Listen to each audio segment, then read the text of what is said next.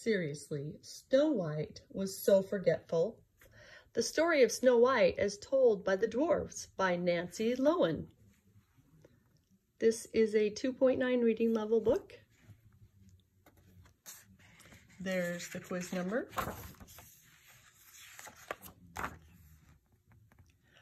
I love Snow White dearly.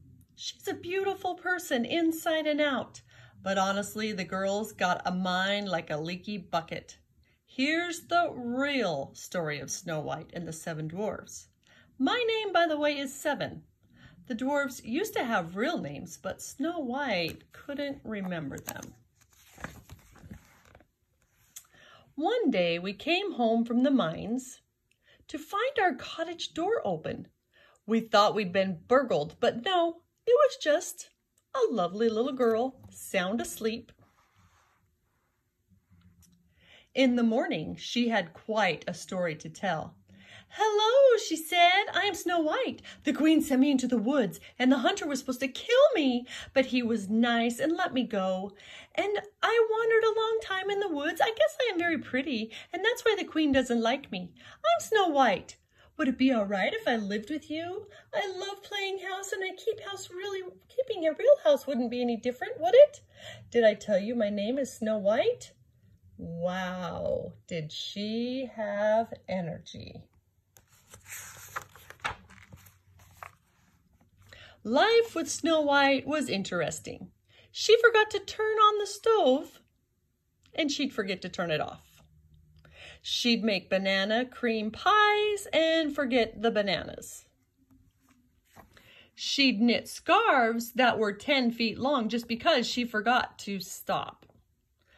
On the bright side, she laughed at all of our jokes, and she never complained about anything. Years passed. Snow White grew up, but she didn't really change. She remained her sweet, charming, and forgetful self. One day, Five heard a rumor. "The queen knows Snow White is still alive," he told us. "The magic mirror spilled the beans." We gave Snow White orders to stay inside the cottage. She was not to open the door to anyone. We knew the evil queen would try to hurt her.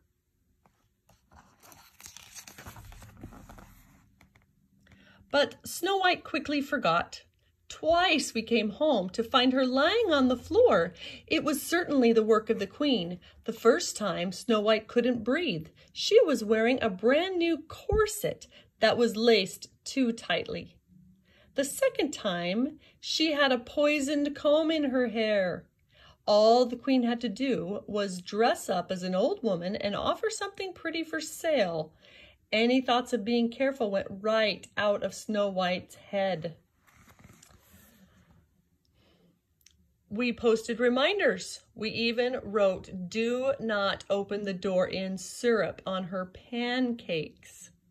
Do not open the door.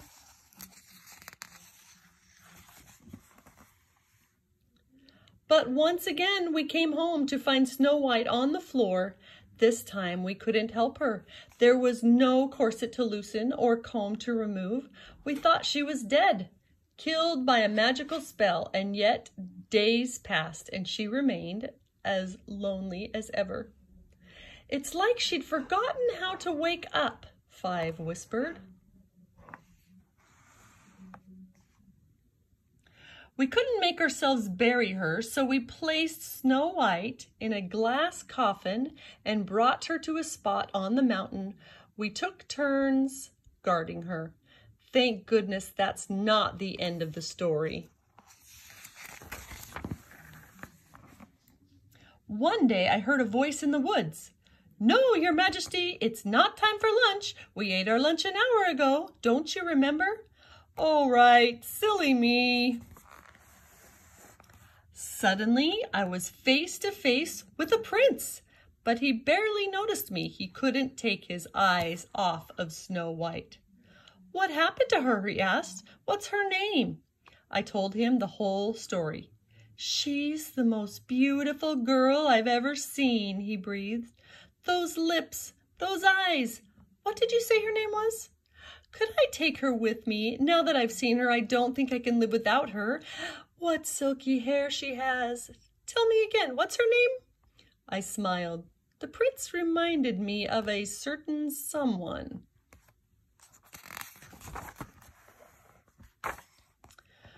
We are bringing Snow White back to the cottage. So the other dwarfs could say goodbye without warning. The prince stopped and turned around.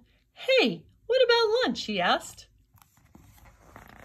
The servants slipped, the coffin slid, and Snow White coughed.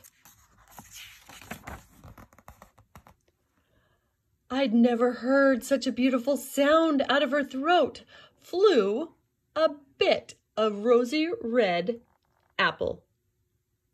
She was a poisoned apple, that is. She sat up. Did someone say something about lunch? She asked.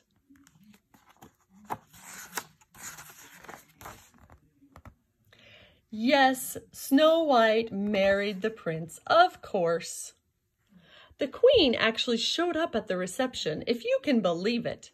Everyone threw dinner rolls at her and booed so loudly she ran away and was never heard from again. Things pretty much went back to normal now. When it gets cold outside, we're grateful for our 10-foot scarves, and every once in a while we make banana cream pie without any bananas, just for old time's sake. The end.